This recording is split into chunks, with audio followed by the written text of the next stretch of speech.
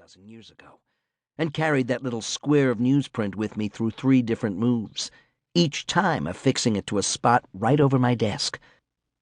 I told myself it was just a macabre little talisman, a window into the dissonant psyches of famous barbarians. Then, a few months ago, around the time my own mother suffered an acute and terrifying insult to her brain, the truth landed. The passage wasn't about Falk and his brethren. It was about me. It was about the 40 years I'd spent as an ardent football fan, about my refusal to face the complicity of my own joy in seeing men like Kevin Falk concussed. I knew that something was wrong with me. The game in which Falk got hurt took place in the midst of an historic 15-game win streak that would carry the Patriots to their 2nd Super Bowl in 3 seasons. The moment captured was, by the standards of gridiron lore, the zenith of that team's fortunes. The only extant photo of the play shows Marion colliding with Falk in helmet-to-helmet fashion. Both men are grimacing. Marion's knee appears to be striking the helmet of a third figure, Miami linebacker Junior Seau, who is grasping at Falk from the ground. In 2012, 9 years after this play and 2 years into retirement, Seau would fire a .357 Magnum into his chest. Although never diagnosed with a concussion during his 20-year career, an autopsy of his brain would reveal chronic brain damage.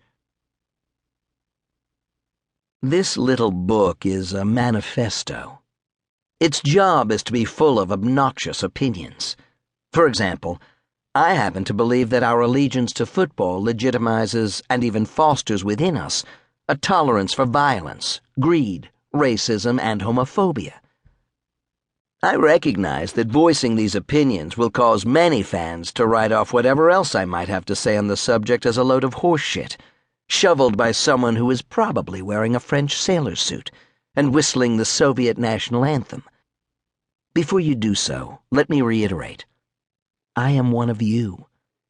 If we ever have the awkward pleasure of meeting, we can, rather than debating my obnoxious opinions about football, happily muse over any of the hundreds of NFL players, past and present, whose names and career paths and highlight reels I have pathetically, unintentionally, and yet lovingly filed away in my hippocampal hard drive. Chances are I know all about your favorite team, what they did last year and last decade and whom they drafted, at least in the first round, and where they're predicted to finish in their division, a subject I would prefer to take up, given the alternative, which would be to discuss my team, the wretched and moribund Oakland Raiders, who will finish this season, mark my words, no better than 3-13. So please, consider one final obnoxious opinion. I happen to believe that football, in its exalted moments, is not just a sport, but a lovely and intricate form of art. Mostly, this book is a personal attempt to connect the 2 disparate synapses that fire in my brain when I hear the word football, the one that calls out, "Who's playing, what channel?" and the one that murmurs, "Shame on you." My hope is to honor the ethical complexities and the allure of the game. I'm trying to see football for what it truly is.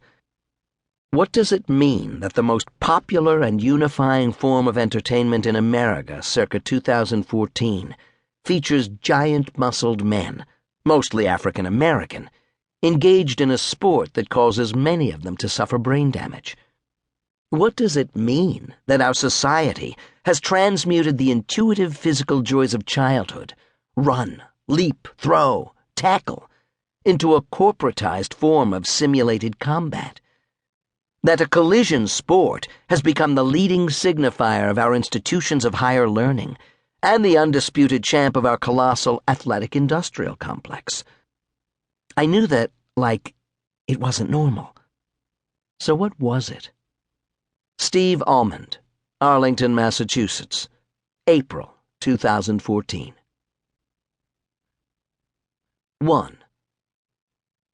A brief and wildly subjective history of football. I believe in rough, manly sports. I do not feel any particular sympathy for the person who gets battered about a good deal.